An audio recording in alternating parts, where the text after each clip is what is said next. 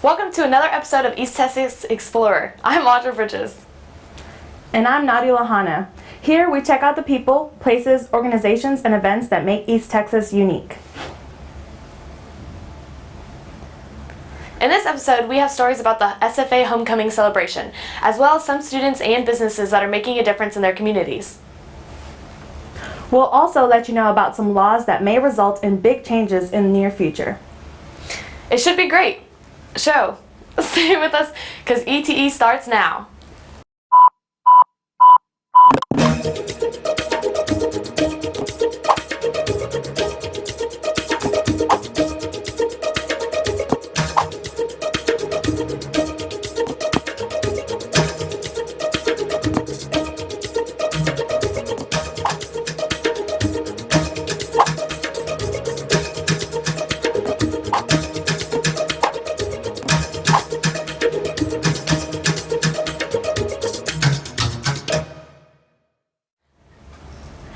SFA has many homecoming traditions that will live long. One that brings alumni, students, and local residents together is the annual bonfire.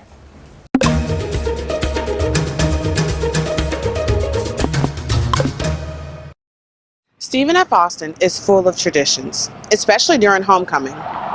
One of the biggest traditions is the bonfire. Alpha Phi Omega is a national service fraternity who is in charge of building the bonfire for a little over 50 years now. Every year they light the bonfire the day before the homecoming game. Students, alumni, and Nacogdoches residents come to enjoy the concert, pep rally, bonfire, and the great lumberjack spirit. Many people aren't aware that it takes 7 to 8 days to build the bonfire. APO members build from 7 a.m. to 7 p.m. Sunshine, rain, cold, hot, weather is not a factor for the APO members once starting to build the bonfire. The weather has not been the best help this year with APO, but they continue to push through daily. It's been raining all weekend and we've been trying to build as much as we can. We have, of course, had to make sure we're being safe still. If it's too slick, we had to get down, but whenever there's a break in the rain, we've been building as quickly as possible to get this done for SFA. After building all day from sunup to sundown, APO members then have to sleep around the bonfire from 7 p.m. to 7 a.m. APO has been guarding the bonfire for about 10 years now, and they do it with pride. We, Alpha Phi Omega, began sleeping out here on the field as just a way to guard the bonfire so that no other schools or organizations will come and try to sabotage it. Before, it was us, ROTC used to come out here, but they had an incident where another university came and burned down the bonfire and it had to be completely rebuilt. Because of APO's dedication to building and guarding the bonfire, SFA is able to celebrate homecoming with a beautiful bonfire for the last 50 years. Once the bonfire is complete, it's time to let it burn. The tradition has continued to live strong, and it's something that will continue to grow for many years to come. I am Imani Davis with East Texas Explorer. When most students hear the name Stone Fort Museum, they think of the myth that they will never graduate if they cross over the threshold. So reporter Tori Bean went out to find out where this myth started and if it is just a myth or not.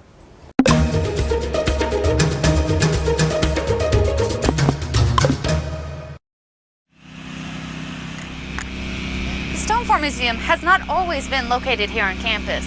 Just recently in the 1930s is when it did come to SFA, and ever since then, students have been kind of scared to even walk through the doors and fear that they will not graduate. The Stone Fort Museum was originally located in downtown Nacogdoches. In 1936, it was moved to the SFA campus where it became known as the Stone Fort Museum. On the first floor of the museum, you can find information, pictures, and artifacts from the original house. On the second floor, they have exhibits that change out. Since 1936, when the Stone Fort Museum came to the SFA campus, students were scared to even cross the threshold and feared that they would never graduate. No one really knows who started this or where it came from, but this myth has been going on for a very long time. And our boss has heard about it too. She was an alumnus here in the 70s, and it was a thing back then too. So we have no idea where it started. We just know that it's been here for quite some time.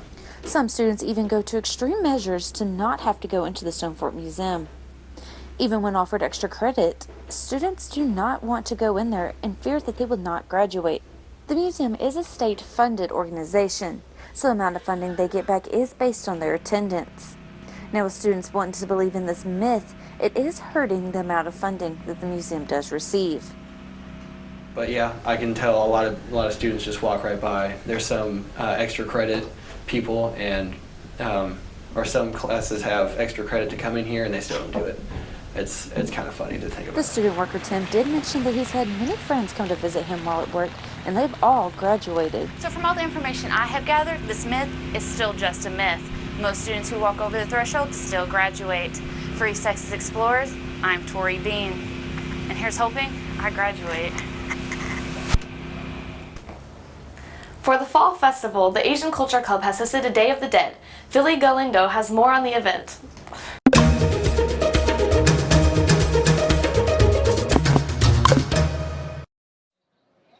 Halloween is nearby, and the Fall Festival is being held at the Baker Patio Student Center, where students and staff can come by and enjoy themselves with activities and treats.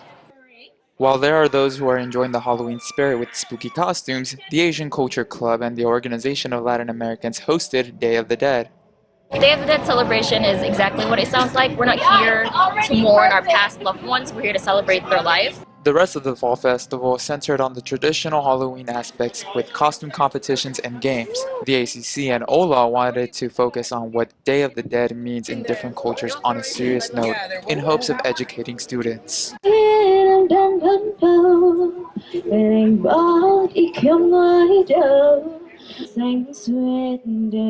The event held live performances with singing, dancing, poetry, and even shadow play. The answer could be articulated in one word: lechuza. Ola held a shrine known as the altar. The altar is a tradition honoring the dead that is practiced from Latin America all the way to the Philippines. Not only can you design a sugar skull, but you can also take part of the Korean tradition in creating a lotus. And it also symbolizes letting their stress, grief, and anything else they want let go in the river in the form of a lotus. It's not about just remembering dead people, but it's celebrating the lives they lived. It's remembering the joyous things that they did. For a traditional small town in East Texas, Nacogdoches always has room for new cultures to be welcomed and celebrated through SFA. For East Texas Explorer, I'm Philly Galindo. Stay with us through the break, and we'll be catching up with the SFA ladies soccer team as they wrap up their regular season. We'll also introduce you to an SFA student who is making a big impact with the national organization. You don't want to miss it. East Texas Explorer will be right back.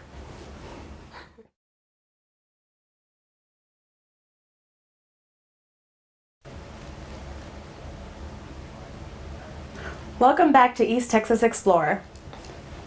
Next up, we have our Lady Jacks soccer team. These ladies are on their way to another conference championship title. Here's Cheyenne Aldridge with more on the story.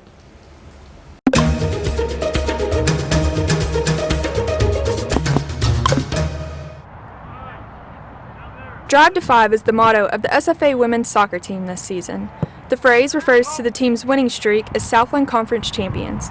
The Lady Jacks have claimed 4 consecutive conference championship titles and are well on their way to a 5th. However, the Lady Jacks' winning reputation will be threatened this week as they prepare to take on the number 2 team in the conference, Abilene Christian. So far in conference, the Lady Jacks are undefeated and sitting in first place. Abilene Christian trails closely behind in second with 1 loss under their belt. A loss against Abilene Christian could jeopardize the Lady Jacks' first place standing and 5-year winning streak. And so for us, it's about doing what we do, making sure we're prepared to compete, making sure that we respect and understand the intensity that they're going to bring on their home field. And then the main thing for us as a coaching staff is making sure that our players know where they stand and know what's at stake. Abilene Christian is a former Division II college and brand new to the Division I Southland Conference. The team has been underestimated this season by its opponents and as a result has taken the conference by surprise. The Lady Jacks have recognized ACU's momentum going into this game and are prepared to do whatever it takes on Tuesday to defend their title. We need to come out prepared to start fast and play our hardest, not take this team lightly, and just score goals at the beginning. We need to shut them down from the get-go and not give them any hope and just finish the game off. My expectations for my team are to not take things lightly, play it as we played every other game, get 3 points every game, and 3 shutouts. Tuesday's game in Abilene is crucial for the future of SFA's soccer program. A win for them would mean they keep their reputation as the powerhouse of the Southland Conference, thus continuing to bring in new highly recruited players to help carry out the winning tradition here at SFA. This is Cheyenne Aldridge reporting for East Texas Explorer. Stephen F. Austin has a wakeboarding team competition in the Empire Wake Tournament next weekend. I hit the lake with the team to find out more.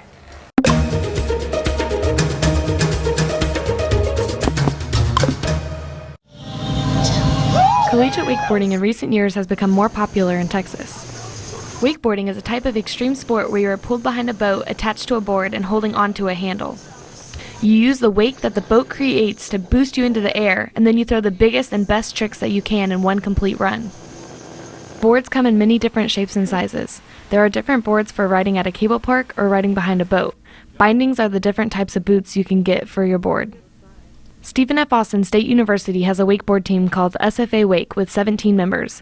It was established in 1987. They practice twice a week on Lake Nacogdoches on a 21-foot axis boat. The president and most skilled rider on the team is Josh Tucker.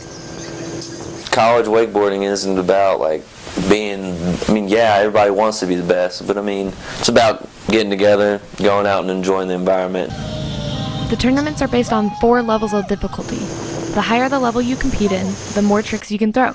In beginner level, you can throw 1 invert. In intermediate level, you can throw 3. In advanced, you can throw 7. And in open, you can throw anything you want. The teams that usually compete are Texas Tech, Texas State, Texas A&M, Baylor, OSU, LSU, Arizona State, UTSA, and a few others. The tournaments are usually held at a cable park in Waco or San Marcos. The teams all competed last weekend and SFA brought home 6th and 8th place. You go to competitions as a team, but you compete as a solo player, representing your team in school. To get involved with the team, go to the Student Recreation Center and fill out a contact card. And make sure to wish the team good luck on their upcoming competition in Austin next weekend. With East Texas Explorer, this is Audra Bridges. In other news, within the past 3 years, the Nacogdoches community and the Stephen F. Austin State University faculty and students have fell head over heels for the game of basketball. This has a lot to do with former SFA basketball star Desmond Heyman. Though Heyman has graduated, he still is making a difference in the SFA community. Nitesia Ross has more on this story.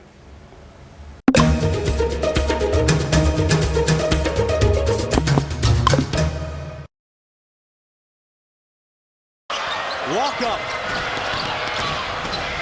Kick out, Heyman. You just witnessed former Stephen F. Austin State University star basketball player Desmond Heyman shooting the exhilarating three-pointer shot that advanced SFA men's basketball team into the second round of the NCAA tournament in 2014. Upon graduation, Heyman was presented with many opportunities, including playing basketball professionally overseas. But then opportunity came for me to be the graduate assistant job, so I decided to stay in school and work towards my degree and try to get a little more knowledge of becoming a coach one day.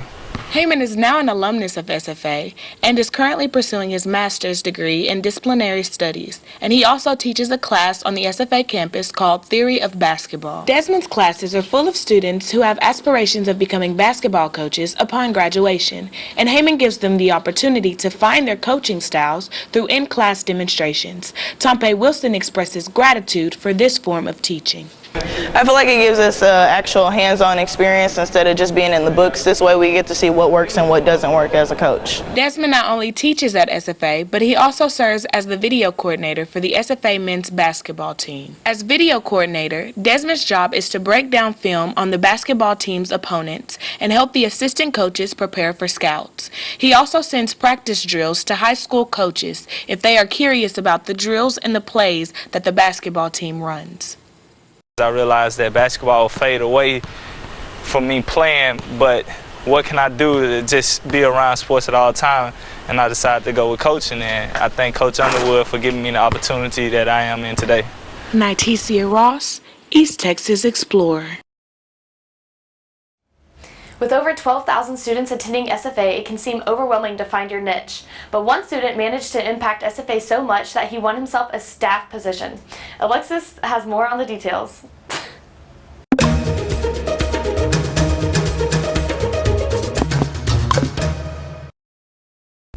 Stephen F. Austin State University holds more than 100 student organizations on the mid-sized campus. But one student noticed a lack of diversity of national organizations amongst SFA's colleges. I think that students need these kind of opportunities, and the fact of the matter is SFA just isn't giving it to them. Junior John Davis of SFA has been elected as president-elect of the Texas Youth and College Division of the NAACP. With the new position underneath his wings, he can add it to his already impressive resume. Davis is not only the new president-elect, but he has also chartered the National Association of Black Journalists, the National Association of Black Accountants, the Young Democrats, a member of SFA's NAACP, and plans to bring more organizations to the campus.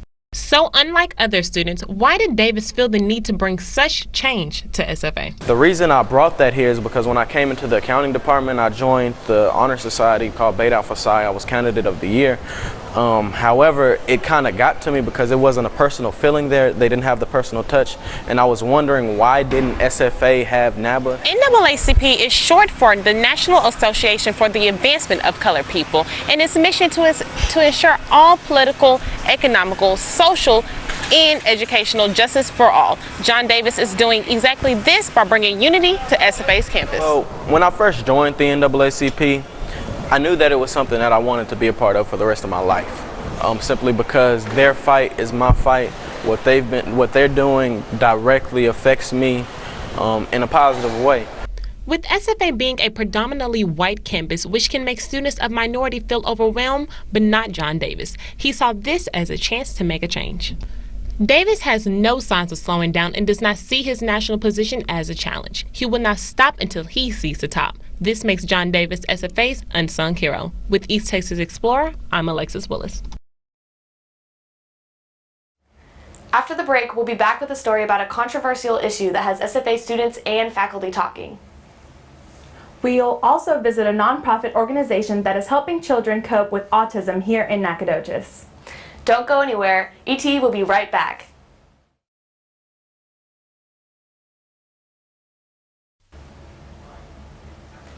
Welcome back to East Texas Explorer.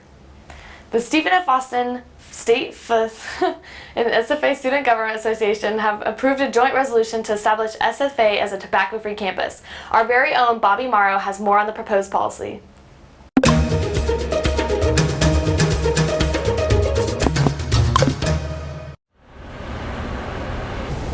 19% of college-age students 18 to 24 use tobacco, but a possible change in policy on Stephen F. Austin's campus might prohibit the use of tobacco while on campus. On October 22, 1991, the Board of Regents at Stephen F. Austin passed a tobacco policy banning the use of tobacco within 20 feet of a university building, facility, or vehicle. Now, 24 years later, another change to the tobacco policy is on the horizon that could completely ban the use of tobacco on SFA's campus. So why does the university feel that now is a time for change? Researchers here at SFA that are doing groundbreaking cancer research that we can't get additional support dollars for because some of these folks that are giving grants and other awards are not allowing you to apply unless you're a tobacco-free campus. With thousands of dollars in grants that could go toward cancer research being lost annually, the incentive to make SFA tobacco-free raises substantially. Health concerns for students are also a deciding factor of whether or not the campus should ban tobacco. I started hearing from students who had medical conditions that were exacerbated by cigarette smoke, and they don't have a choice when they walk through someone else's cigarette smoke, and it really does affect them. Although secondhand health concerns are a reason for the policy, it is no secret the policy is designed to help smokers quit. It is going to be inconvenient for them to smoke, and I think that's part of the intent of a tobacco-free campus, or to make it less convenient for people to smoke in the hopes that they'll stop. If you want your voice heard on the policy, contact your SGA senator or email Dr. Peck at dosa@sfasu.edu. The fate of the proposed tobacco policy will be decided on January 26, 2016, right behind me in the Austin building when the Board of Regents meet. With East Texas Explorer, I'm Bobby Morrow. In the last few years, autism rates among children have been climbing. For more, here's Kirby Hildebrand.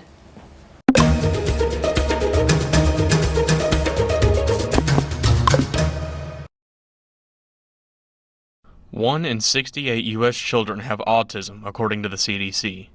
That's a 30% increase from 1 in 88 just 2 years ago, making it the fastest growing developmental disorder in the United States. In Nacogdoches, the Helping House is a private school for autistic children. It's the brainchild of Amanda Johnson, who felt local public schools didn't offer what autistic children need. The breakdown comes with smaller, I would say rural schools who don't encounter our kids very often, and so they don't, the wheels don't turn as smoothly in that setting. It may seem like getting parents to agree to use a private school can be difficult. However, I learned quickly that with autism, parents are willing to do whatever it takes to ensure their child is well taken care of. I usually don't have to do any convincing. They usually come to me ready to do something. They're ready for something.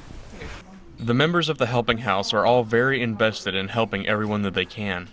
They support many of the national groups that promote autism awareness and research. But the nation's largest group, Autism Speaks, didn't sit very well with them. They get a lot of money, a phenomenal amount of money, and a good portion of that goes to their CEO and their admin, and not so much back into research or back into helping the families. When I asked Amanda about her thoughts on vaccines being related to autism, I seemed to strike a chord. She simply replied, "I'm not talking to you about that on camera." For East Texas Explorer, I'm Kirby Hildebrand. Downtown Nacogdoches is a great place to shop, eat, and just have fun. Heart of Texas has all of that in one. Here's Jennifer Magruder with more.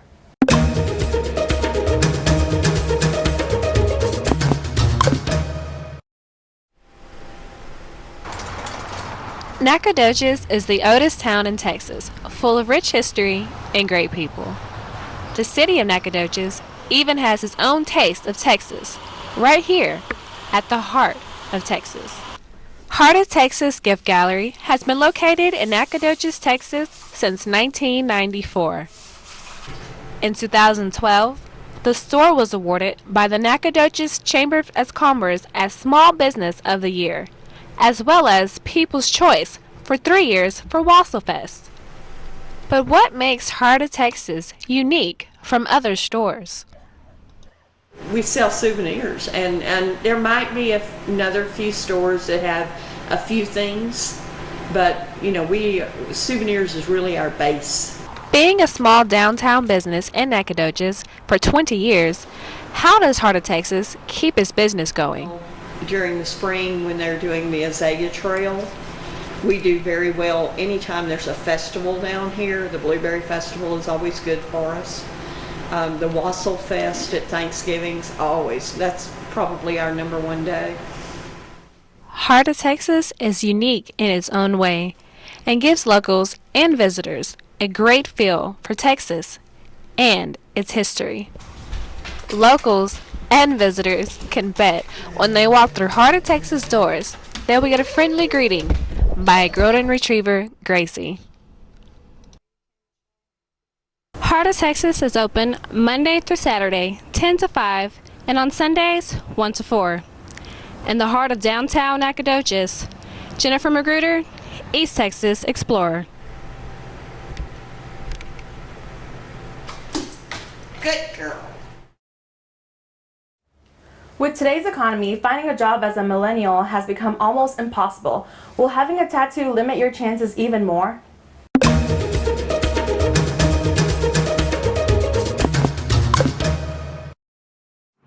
What once labeled a person as a sailor, a biker, or a delinquent has become a form of self-expression. Tattoos now grace the covers of magazines, the bodies of celebrities, and the bodies of about 45 million Americans.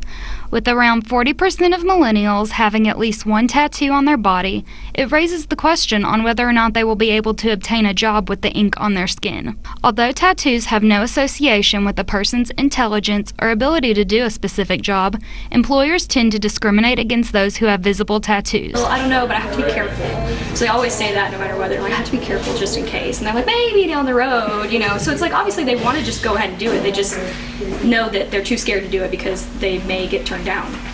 Tattoos have become more commonplace in the workforce. However, that does not mean a potential employee will not be discriminated against during an interview. Interviews are highly judgmental and subjective. During an interview, an employer or an employment manager is only meeting with the candidate for a brief amount of time.